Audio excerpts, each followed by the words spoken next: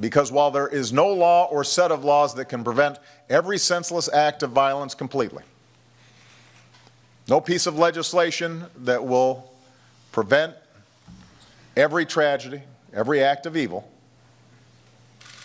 if there's even one thing we can do to reduce this violence, if there's even one life that can be saved, then we've got an obligation to try. Gun rights arguments, gun control law arguments, and emotions have run high ever since the shootings at Sandy Hook School in Newtown, Connecticut. President Obama, Vice President Biden are on a path to restrict guns more heavily in the United States. John Lott is the author of the book and study, More Guns, Less Crime. John, welcome. Oh, great to talk to you again. All right, so is the president right? If we can save one life, we have an obligation to try. I wish things were that simple. That makes as much sense as saying if gun control laws cost one life because somebody can't defend themselves, then we shouldn't have any types of gun control. The question is, these different laws have both costs and benefits, and the issue is, what's the net effect on lives? Do we save more lives or cost more lives as a result of these rules that are there? And unfortunately, the president, when he talks about these things, only talks about the possible benefits from gun control and doesn't recognize that some of them can have real costs. I can give you one simple example, and that is the background check expansion that he wants. Right now, there are real delays in the process that the background checks take. About 8% take about 3 days, and you have 1% that takes months to do. For most people, that's just a simple inconvenience. But there are people who get stopped who may need the gun very quickly, that they're being threatened or stalked by some type of violent offender. And to make them have to wait long periods of time actually make their lives more dangerous. There's research that I and others have done that indicate even a 3-day waiting period is associated with small 2 or 3% increases in both rape and aggravated assaults against women. And so that's the type of trade-off that you need to take into account. You and I have a few minutes here today, so I would like to take a moment here with you. We've introduced you with the title of your book, More Guns, Less Crime. That's counterintuitive for a lot of people, and a lot of people who are watching us right now, John Lott, will not have read your book. Can you give us just kind of a quick example of what would lead you to title a book, More Guns, Less Crime? Right, well, just as you can deter criminals with higher arrest rates or higher conviction rates, the fact that a would-be victim might be able to defend themselves also deters criminals. My research shows that the police are the single most important factor for reducing crime. There's really no doubt about that in my mind. But if you go talk to the police, one thing that they'll readily tell you themselves is that they virtually always arrive on the crime scene after the crimes occurred. And that raises real questions about what people should do. Simply telling people to behave passively is very bad advice. Having a gun not only deters criminals, but it's by far the safest course of action for people to take when they're confronted by a criminal. And the thing is, the evidence is pretty overwhelming. I mean, just one simple example of kind of the more guns, less crime thesis is what happens when guns are banned. We've banned guns here in Chicago and Washington, D.C. You see many other countries around the world that have banned guns. And every time that guns are banned, when we have crime data both before and after the ban, you see increases in murder rates and increases in violent crimes. The people who obey these laws are the law-abiding good citizens and not the criminals. Mm-hmm. And to the extent that you disarm the law-abiding citizens and not the criminals, you actually make it easier for them to commit crimes. All right, let's come back then to President Obama and what he wants to do. There's a couple of directions we need to go on that constitutionally a little later. But right now, a lot of people say it to me all of the time, looking across the border at what's going on in the U.S. They may agree with you on a self-defense aspect, but they don't think people need high-caliber assault weapons with armor-piercing bullets in order to do it. So they think it's quite reasonable to ban those weapons. How do you respond? Right. Well, I don't think a lot of people know what these assault weapons are. It's basically a made-up term. They're guns that are identical to semi-automatic hunting rifles. They function exactly the same way. The only difference is how they look on the outside. So you're banning guns based upon the fact that they look like a military weapon, even though they function like any hunting rifle. And it doesn't make much sense to me to ban guns based on the way they look and not the way they function. If you want to go and ban semi-automatic hunting rifles, so semi-automatic means one pull the trigger, one bullet comes out, one pull the trigger, one bullet comes out. It self-loads. The alternative to a semi-automatic rifle would be a bolt-action rifle. And let's say you're confronted by a criminal. If you fire a shot and miss, it takes a while to reload a bolt-action rifle. You have to undo the bolt, manually put another bullet in the chamber, put the bolt back, and you may not have time to do that. If you miss firing a shot or if you face multiple criminals trying to harm you, people may wish that they had a gun that would reload after they pull the trigger. Is there any... So it's a safety issue. Yeah, I understand. I think that when people hear the term assault rifle, they think maybe footage they've seen either in movies or in real-life war footage of people spraying 50 bullets around. Right. Yeah, no, I understand, and that's unfortunately the president makes claims about military weapons, as he did yesterday, and that, I'm sure, confuses a lot of people. He used to at least refer to them as military style, which... The key word there is style, which just means how they look rather than how they operate. But there's no self-respecting military around the world that would go and use a gun that looks like an M16 but operates like a regular hunting rifle.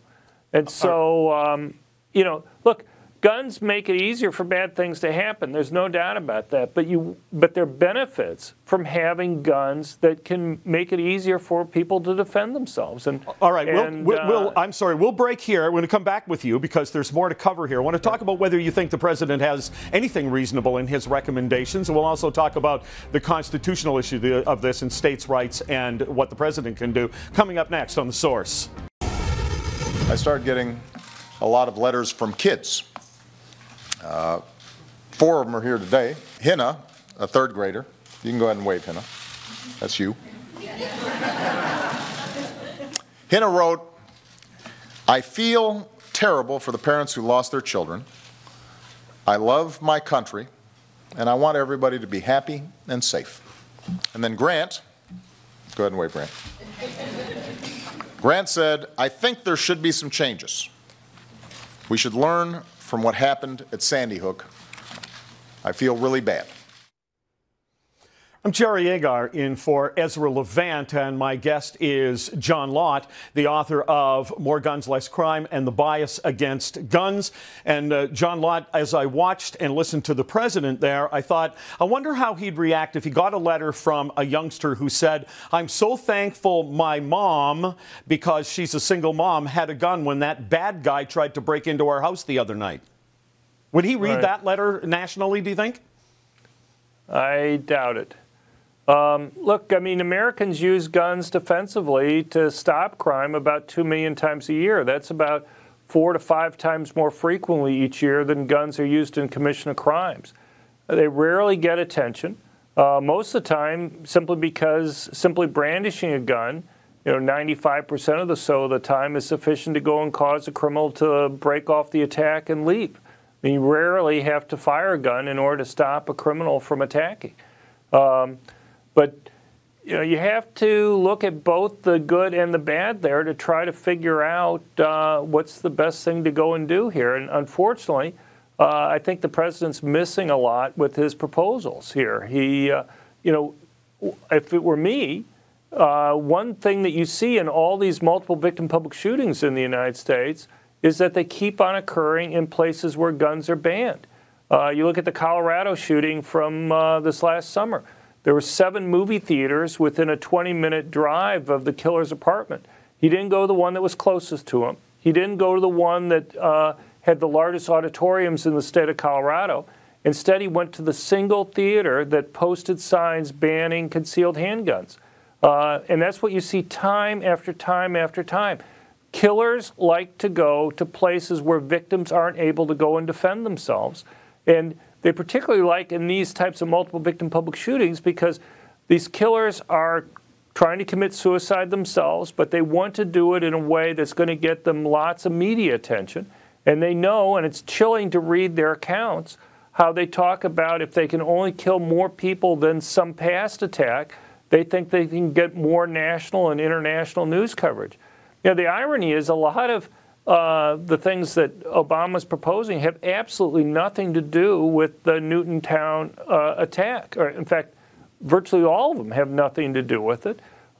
He talks about strengthening background checks. Well, background checks wouldn't have mattered in any of the recent multiple victim public shootings. In the Newtown case, the guy stole the guns that were there. Yeah. If you go and talk about an assault weapons ban, Connecticut, which already has an assault weapons ban, indeed one of the strictest gun control laws in the country, it wouldn't even have covered the type of gun that he used. So, the question is... I'm sorry, but let me ask you this question then. Is there anything in what the president or the vice president are proposing right now with which you could agree? I mean, some of them I don't think will harm anything. I think there's some things that will make things worse. And so on net, I think, I suppose there's a few things that maybe make people feel better, but I don't really see anything beneficial. Look, I even disagree with the NRA on this stuff. They want to go and put more uniformed armed guards in schools. That's part of the president's proposal.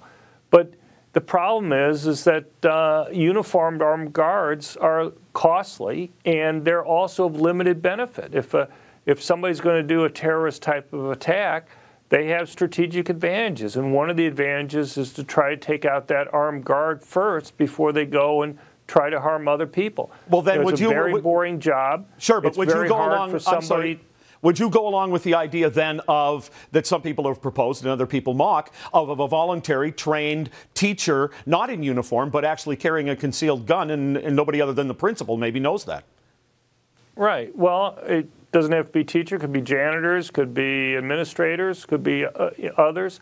But we used to have that. We used to have that prior to the end of 1995 in the United States. It's only been since that point in time that we had the so-called Gun-Free School Zone Act. And states that had concealed carry laws at that time or before, pretty much all let people who had permanent concealed handguns, including teachers, carry them at schools. The first of these public school shootings that we had in October 1997 involved a teacher who had actually been carrying a concealed handgun with him at school up until the Safe School Zone Act was passed. It was a guy named Joel Myrick in Pearl, Mississippi. When the federal law was passed, he stopped carrying it, being a good law-abiding citizen, would lock his gun in his car, park the car more than a quarter of a mile off school property in order to obey the 1,000-foot rule. And but when the attack happened in 97, he had to run literally a mile round trip to go and get his gun. And he was still able to stop the attacker 11 and a half minutes before the police were able to arrive. One can only imagine how much faster he could have stopped it if he had still been able to go and carry his concealed handgun on school property. But we've had lots of experience with that. There's some states now, just after the Sandy Hook case, you had states like Utah where you had many classes around the state with hundreds and hundreds of teachers going and getting their concealed handgun permits so they could carry on school property. Right. I'm willing to bet nobody's going to attack a school in Utah. I keep cutting you off here, but I'm trying to get a lot in because I know that you're right on that. That's okay. I've got about a minute, and I wonder about the constitutional aspect. I know that governors can go ahead and do a lot more than I think the president can. Am I right to say that the Second Amendment actually prevents the president from making a lot of the national proposals he's talking about? That's something the courts are going to have to decide. The courts right now have only decided that the government can't have a complete ban on guns. But there are lots of other issues that still have to be decided. What is a reasonable amount of regulations? And the appeals courts are coming to different decisions on that. I'm not really a Second Amendment person. I just basically try to argue these things based on safety issues. All right. John Lott, appreciate this very much. Thank you. Thank you for your time.